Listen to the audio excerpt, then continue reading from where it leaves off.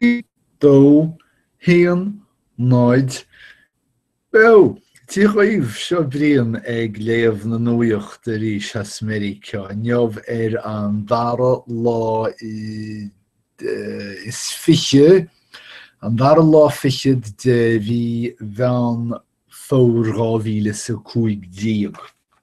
Agus mar is sandúil seo hiad na scéalta móra as nuachta an lé agus mar is gnách sí an New York Times é. Scéal I bhid é hín tá an nuachtáin a chunarid leis na nuachtáin eile sa cheantar seo ag bhualadh na dromaí faoi chuairt an fápa na Stáit Aontaithe. Bhí sé giúba inné agus slán an scéalaí bhuail sé Raúl Castro ach le Fidel Castro nach iontach mar a éiríonn an síol de réir mar a héan an tám a ra. An saoló fá riamh go múlach Fidel Castro leis a bápa. Cibé ní bhaineann mór scéal chlúdach a New York Times le Cuba nó le polítíocht ach leis an eaglais chaitliceach sna Stáit Aontaithe. Suair cían an scéal seo as Meiriceá, California. Man bhfuil dul amórm tá sin níl sin Nuacht ó San Francisco, níl mé cínte ach dearann gur ainm Meiriceá. Cibé agus chuireann an tuairiscítear go bhfuil 5 aifrin gach dónach san áit seo leis na slúite ag plódú amach dorsa na haglaise. Cheir 15 na haifrintí seo is as Spáinis iad agus tugann seo le fios gur teaghlaigh óga Spáineacha atá ag freastal na haifrintí seo. Agus tá speanann an scéal cho beo bríomhar is atá an eaglais chaitliceach I California. Ach más scéal dóchais é sin don eaglais chaitliceach ní hamhlaigh don eaglais sé sa cheantar seo an gcósta Thoir. Trían an scéal láiteach go Philadelphia. Go dtí eaglais darbannam Our Lady Help of Christians a tógadh 160 bliain ó shin do Inimircí Gearmánacha. Níl ach aifreann amháin san eaglais sin anois, na 16 bhéidir ach an dónaí go cínte. Tá an clog sa chlogceach stoppaí. Tá an scoil pharóistúil bhéal dorais dúnta. Níl ach 53 éireathúir chuairteoir san aifreann ag an aifreann seo a dtug an tuairiscíoir chuairteoir. Agus má bhreathnaíonn an seaneaglais seo go hálainn ní léir gur féidir leis marachtáil. Tá níos mó sochraidí ná bhaistithe mar shampla. agus tá bailúchan an dónaí chó gan sin nach gur féidir an fiúan sépéil féin a chuineáil ar oscailt. Sin ahrú. Tá scéalaithe a héan thar an fille agus bhaineann an scéal seo le sinnfliachas an fápa agus an chudarsnacht idir an sinnfliachas sin agus an tairgid atá chur isteach sa chuairt. Agus ar nó na réamhbholbhúcháin don chuairt. Dólinn scéal tá scéal dearnach anhearna mé tagart dírithe mar a éiríonn agus mar a hitan an aglas de réir pátrúin in Imirce. Deastal an aglas sin Our Lady Help of Christians na hin Imirce Gearmánacha in Philadelphia. Ach tá an pobl sin imithe agus déirtin más lár Philadelphia níl fáchaí de chístathe ach na gormaí protestúnacha nach dúrach cuairt aglas mar sin. Ach os rud é gur bíad Spáinní as Hispáinní bhí cheartta mar rástócha as deis ceart Meiriceá agus Mexico atá ag plód isteach. Tá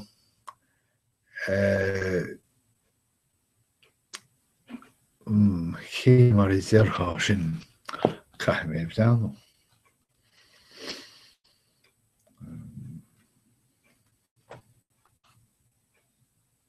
Pobl stócha tá tionól nó pobl na aglaise sin óg agus nua. Tá sóíonn pobl sin ag dul i laid faoi cheann glúin eile agus fágfar gan 100 bliana díreach mar tá Our Lady Help of Christians in Philadelphia fáchaí.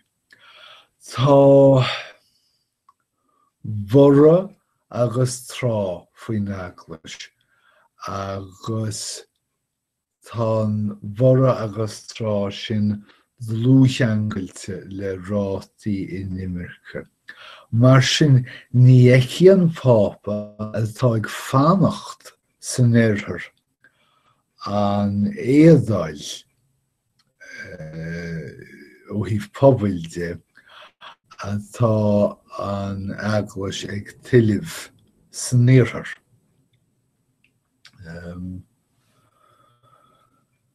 An dara scéal tá áiteannaí mar sílim gur bhí ollscoil Chaitliceach Philadelphia atá ag seabhrán le olbhúcháin do hecht an fápa agus sús síos bhealach an airthúsceart tá slúite eagrathe ag pleanáil na nóchaidí seo, tá gealaí stáitse, tá sainneolathe friscéimh le hóireacht, sciatóirí crín, siúnéirí agus arm iomlán de aibrithe ag réiteocht an fápa. Iver do haulathe dhaoine seo de réir an New York Times cibé. Deir duine cíns agus ní chasaí mé an leanach go mainion scála na chuairte seo an ionáilte agus b'fhéidir go mainion. Scéal uimhire trí Scott Walker seans mór maith nach bhfuil lis agat chéthe ach bhfuil Scott is sé Scott Walker governor Comadach Wisconsin. Tá le fis go farsing go dánig síisteach I deach an governóra srí airgid na drochórachaí cóc.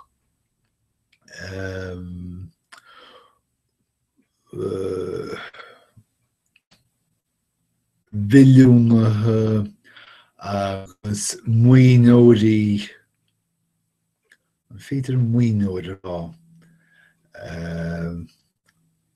lucht kiste. Takeóirí is dócha na héite deise. Agus má tháinig chuir siad agus duine eile airgid isteach ina achtas uachtaránachta freisin.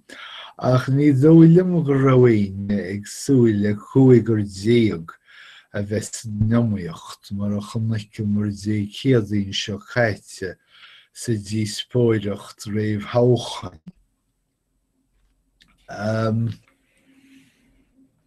Tá go le fios in pobl bhreithiúnaí go raibh Scott Walker a bheagnáir náid fan géad tacaíocht sa pártaí sin agus riant eile. Tá Chris Christie trí fan géad agus is iontas dom an trí fan géad féin. So tá an túsal Walker ag tarraingtamach as an feachtas. Tá deireadh á chur leis a bheachtas agus a chiiste uachtaránachta a chiiste itir chiiste feitir airgid I giste film. Tá ní chiiste seo ag dul ísc agus darla Walker ní fiú leanachta rá agus na píneachaí chaite aige. Bhí bheo lua Scott Walker dús agus ag fógrú achtais ach bhainiú an snab den chuineal sin nuair deire locht cé mar a chuir faoi síos ar siúd a rís seo focailach a mé lorg sa bhuclúir. Bhunaíocht sé le de réir mar I deire na chamachúirí na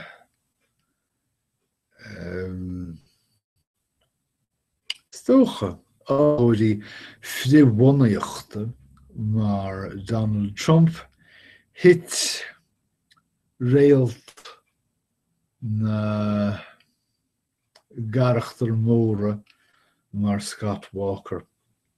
Agus mátá sé ag fágáil an ráis tá sé á ágáil le teachtaríocht do na híorthóirí eile teacht Táideocht afirte, afirtha atá. Afirtha, tá sagam gur bé afirtha. Tá sé déanna afirtha go mórmór Donald Trump. Agus feití sér go bhfuil feachtas Trump agus rion teile ag déanna cuifís le vótóidí chosúil Hispánaigh, mrá, inimircí, iarthaidúirí agus Muslamaigh. Níl sé de achain ag a bpáirtí poblachtánacht neamhbhar de dhéanna de na vótóirí sin. Níl éon iarthóir láidireacha go fóill agus Barack Obama ag teachtas oifig gan smáir agus Hillary Clinton ag réamh isteach sa rás agus chuma láidir intoffa irthe. Má leanann Trump a réile sa bheachtas seo, deirteach sé smidiríní a dhéanamh den pháirtí poblachtánacht agus seansannaí don chéadúchtaránach eile. Ach, ar nó, céad a tharlacht dá mé chun síoscéimh le tóireachta eile. Tá an cheist sin ar mhár hang go leor. Níl ag géine go fúil céir de leochas as an feachtas fonóideach seo a Trump ag rith agus an sirí atá sé ag déanna le vótóidí. Well, is dócha gur dearnú cuifias leis an dream seo freisin seo hiad vótóidí firineacha meánaíosta ar bheagán éideachais agus tá is chosúil gur bíad na vótóirí sin bhunáit an pháirtí poblachtánaigh faoi láthair. Scéal ifigh ceathair, scéal úfásach is sé seo dar liomsa agus níl is agam an bhfuil go leor daoine ag tarraingt airde ar chomhúfásach is atá an scéal seo. Bhilíon óhin is chosúil gur thosa an áisínteacht cosanta áisínteacht cosint na timpeallachta ag chorcheisteannaí ar Volkswagen cén fá a raibh difríocht chomór sin idir na figiúirí bhí siad a fáil ó thástálachaí effigiúla ar na cáir agus na figiúirí ó thástálachaí neamh-effigiúla ar an mbóthar. Ní raibh siad a fáil freagraí soiléire ó Volkswagen ach bhfuil léir go raibh difríocht lom idir suíomh tástála agus gnáthíomh tiomána ó thaobh sceithghais as na cáir seo. Agus níor bhada gur thosa gníomhairí feidhmionaí na háisínteachta ag dul in amhras go raibh Volkswagen ag éimirt clúine ortha clúin déan gnó. Fuiere dadhhail Volkswagen go rah bhogar is speisialta acus na cáid. Ag sáú technoliacht timpeallacht na tásta agus go rah na cáir seo ag scéráis bhí a bhfad níos trúilethe ná mar a bhí siad ag scéthe sna tástálacha figiúla. Idir an dálín tá an fisrú ag leathnúach agus tásliúla 5 milliún cáir tá muid sús go dtí 1 bhilliún déaganis agus na tástálacha leathnathe amach cho fada leis in Eorop agus an chóré heas.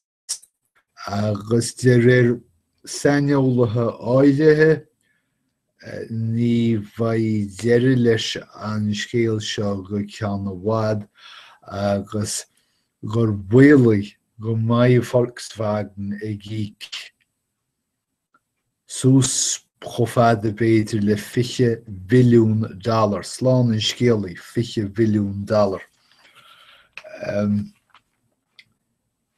Tá cuairt eilis na stáitínta faoi láthir sin é an tuachtarán Xi Jinping as an tím ach mátá sé ar chuairt is cosúil go bhfuil a tuachtarán na stáitínta ag díriú níos mó airde ar a bhápa ná ar a síneach. An fá go bhfuil seo tharlathe ná gur chosúil go bhfuil linnear uachtaránacht an lí muoilethe go mór agus tá linnear na síne go heacnamúil go bheith muoilethe freisin. Sin iad na scéalta móra agus mé bheanúach na ngeog tá na scamáile feiceáil sa spéir ach tá na ghrianán a bháin go chéile freisin ach ó híomh teocht de is léir go bhfuil an aimsir ag tiontúisteach ar a bhór faoi dheire. So sin iad na scéalta móra as Meiriceá don lá inniamh a dé Máirt an 20 mímhárta agus seo é bhríonna fágáil sláán libh go dtí chéadú eile. Go dtí sin go gúda díos go léir.